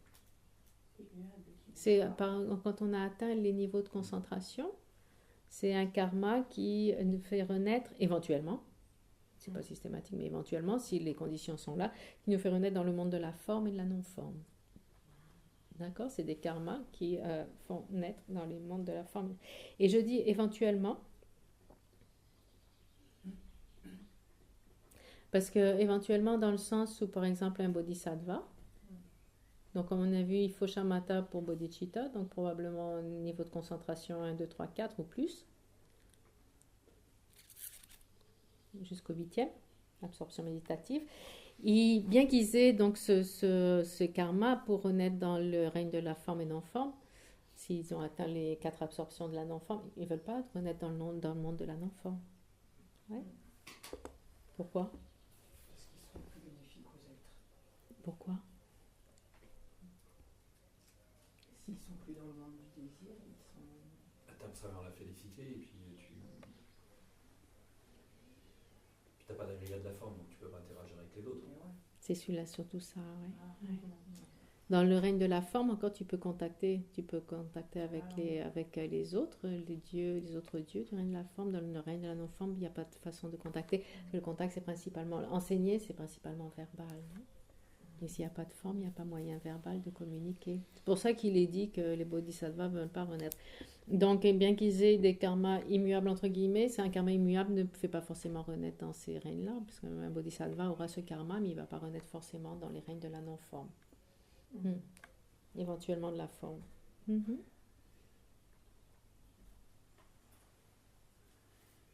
Et bien sûr, donc l'intention, quand on voit, c'est ce qui oriente l'esprit vers son objet. Ouais. Et cette tendance à orienter un esprit vers l'objet, si on y pense, c'est karma dans le sens où ça vient aussi du passé. Ça vient du passé. Ça dépend de toutes nos tendances, nos facteurs passés. Notre background, nos histoires, nos traumatismes, nos expériences, nos intérêts, passés ou du moment, etc. Si on a faim. Nos habitudes, surtout aussi. Les habitudes. Ouais, toute la culture, le genre, etc. Tout ça fait que notre esprit tous ces facteurs-là fait que notre esprit va s'orienter vers un objet, plus qu'un autre. Donc l'intention elle dépend de ça aussi. Et elle fait qu'on va agir d'une certaine façon. Karma. Et voilà, on a fini. Les 3 premiers, c'est cool. Super important, on les a vus. On est bien d'accord. Oui, l'intention parce qu'on crée le karma, la sensation parce qu'on fait l'expérience de karma passé, mais aussi parce qu'on est mené par ça constamment, donc attachement et tout ça. Et l'identification, pourquoi? Parce que c'est le 3e agrégat. C'est une bonne raison? Je ne sais pas. Donc cet après-midi, on voit contact, engagement mental ou application, et on continuera avec les déterminatifs, la sagesse. Pourquoi identification, ils n'ont pas associé de fonction? Oui, non plus. Il n'y a pas de fonction. Je regardais dans ce texte-là, c'est une bonne question. Après, il y a des fonctions pour les 5, mais sauf pour l'identification. L'identification, je pense qu'il n'y en avait pas non plus. La réponse, donc le texte qui dit, Asanga dit, elle a la caractéristique de connaître par agrégation, elle a la nature d'appréhender le caractère distinctif d'un objet, le caractère par lesquels on appose par désignation une expression, des objets perceptifs, des objets de l'écoute, différenciation et connaissance. Elle appréhende le caractère d'un objet, c'est tout. Bah, c'est déjà une fonction, non? En soi, non? Oui. Déjà, effectivement. En général, fonction, c'est plus en connexion avec d'autres facteurs. La fonction, c'est quel est son rôle par rapport à l'ensemble. Souvent, si vous regardez la liste des fonctions, ça correspond plus à ça. Mais c'est ça, oui, c'est vrai. Mais son action, c'est ça, c'est d'appréhender un objet en particulier. Et voilà. Donc, on va observer ces 3 premiers facteurs à l'heure de manger. Les sensations plaisantes en relation avec la nourriture. Quelle est l'intention quand on mange? Et tout ça. Allez, à cet après-midi. 14h30, on pense, c'est ça? 14h30. La boutique est fermée ce week-end. Ah zut.